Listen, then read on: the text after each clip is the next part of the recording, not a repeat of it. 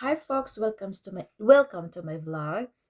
So, pag-usapan natin yung dito sa Canada, paano tayo or maaaring ibang bansa din, let's say talk about dito sa Canada lang, paano ba tayo makaahon sa mga utang natin. Okay, pag-usapan natin 'yan as individual, normal lang po talagang may utang. Pero hindi na normal yung parang ginawa mo na siyang libangan, ginawa mo na siyang, parang yung ano mo na yun, parang, ginawa mo na siyang ugali, yun. Mindset mo na talaga siya. So, yun, pag-usapan natin yung paano tayo iiwas doon ng sobra-sobra. Sige, una talaga, so una, para tayo halimbawa, nabaon ka sa utang, let's say may 13,000 kang nautang or 10,000 na utang na, kailangan mong bayaran or let's say 20,000. Sa ano lang yun ha, sa credit card mo ha, hindi ko alam kung anong ginagawa mo dun. Forgive yourself, okay? Minsan may luho tayo, minsan nadadala tayo sa emotion natin. So, anong gagawin natin? So, una sa lahat, unfortunately, pero maghanap ka ng another source of income. So, magiging isa o dalawang job, no, isang job, dalawang job mo or tatlong job as possible, part-time and two for, let's say, full-time. So, let's say papasok ka ng 6 to 2, ng 6 ka ng umaga papasok, 2:00 ka ng lalabas, tapos, papasok ka na naman ulit ng 5 to 10. So, like that. 5, 6, 7, 8, 9, 10 or 5 to 12. So, yung oras mo matutulog mo is 12, at least 1, 2, 3, 4 hours na lang kasi kailangan mong pumasok sa ibang full-time. So, ngayon, pag meron ka na diyang meron ka ng 2 jobs, let's say 2 jobs lang, sa during your day off din, sa 2 offs mo, pwede mo rin siyang pasukan ng pwede mo siyang pasukan as part-time. Let's say 8 hours, 8 hours, 8 hours, or let's say 16 hours, pwede na, 'di ba? So, pwede kahit 20 hours, pwede mo rin as your part-time.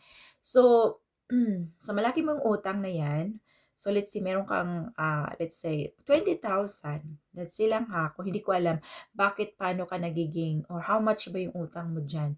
So, ang gagawin mo 'yan, first of all ha, hindi ako expert, hindi ako financial pero advice ko lang sa inyo. So, ang gagawin niyo diyan, una sa lahat, yun na nga, 'pag meron na kayong, um, in, dalawang full-time at isang part-time, gano'n, ang gagawin mo diyan is kailangan mag-set ka ng goal na 'pag matapos mo 'yang bayaran ay hindi mo na uulitin, kasi 'pag uulitin mo, that is high life risk talaga siya.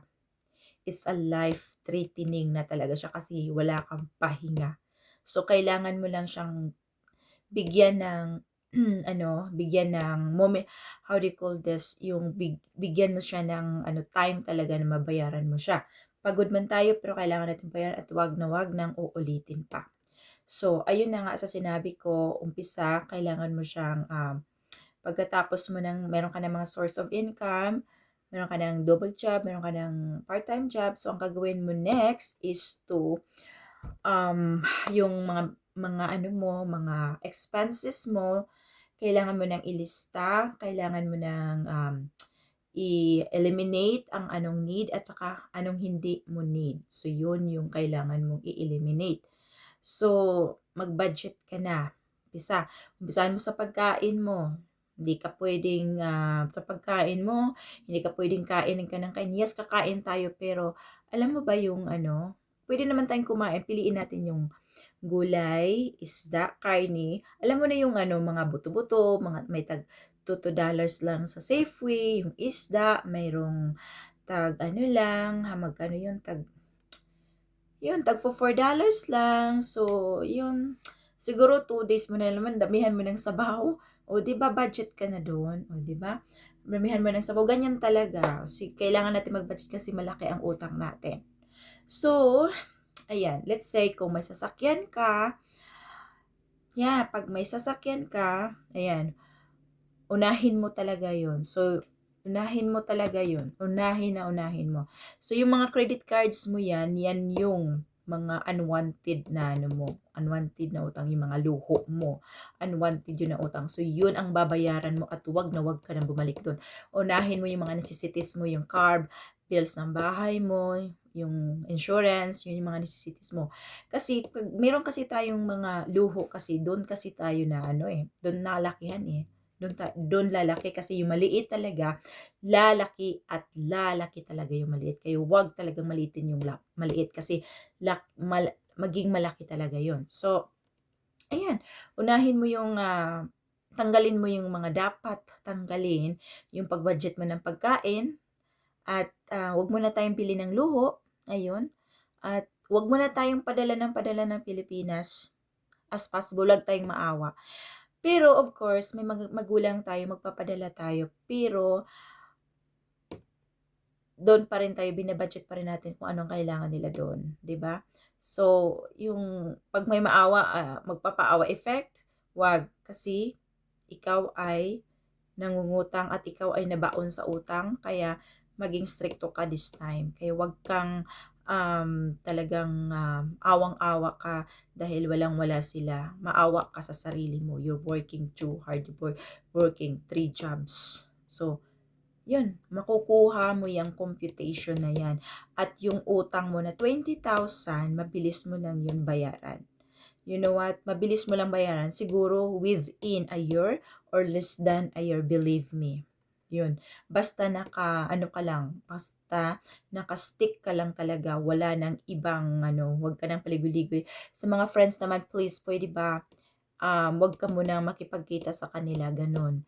As possible, okay? Kasi wag ka munang pumunta sa mga malls, wag ka munang ano na, okay lang kung libre yan, okay lang. Pero alam mo na, wala talagang libre sa panahon ito. So, kailangan mong tumabi sa sarili mo, marunong kang magtabi. Kahit sa sahod mo talaga, um, unahin mo talaga yung pagtabi. Kahit maliit na bagay, maliit na salapi, itabi mo siya kasi lalaki at lalaki. Kahit may utang ka pa, marunong kang magtabi. Kasi pag dumami na yan, ilang utang lang natira mo doon, bawasan mo ng kalahati, meron ka pang natira. So, ganyan lang yun. So, kailangan nating magwais.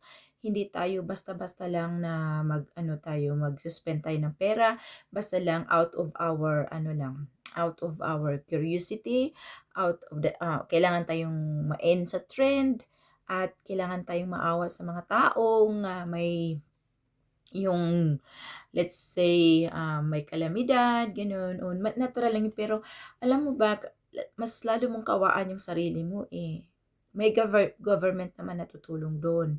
Kaya kung wala kang nga maitulong sa sarili mo, bakit mo hakit mo kukunin again sa credit card mo? Wag kang mag Huwag kang mangutang para itulong, 'yun. Unahin mo ang sarili mo talaga, unahin at unahin. At, 'yun 'pag ma-eliminate mo na lahat, ang sarap mamuhay na wala kang utang. Dito sa Canada, ang sarap mamuhay na wala kang utang. Kailangan mo lang talaga magiging, ka lang sa sarili mo, yung focus ka sa sarili mo, 'wag kang, sasabay sa mga trend. Okay lang siguro kung bibili ka ng alahas, pero kahit bibili ka pa ng gold, kailangan mo talaga na mayroon ka pang emergency. Yes, nakakatulong din naman yung gold, it's your savings. Kasi in the future, magagamit mo rin naman yan. Pero yung ibang klaseng luho, ibang usapan na yun. So, wag muna. Saka na kapag masitol mo na lahat, and please don't go back the way you were before na lubog na lubog ka sa utang, ganun lang yun, okay? So, kailangan nating, sarili natin, kailangan maawa tayo una, 'wag tayong magpadalos-dalos sa gagasta ng pera natin, at 'pag, kailangan din natin na kailangan nating mag-ipon, magtabi, okay? Right? Love yourself and think about your future and think about your family, okay? And do not put your money into the things that there's no money comes back to you. Okay? That's all.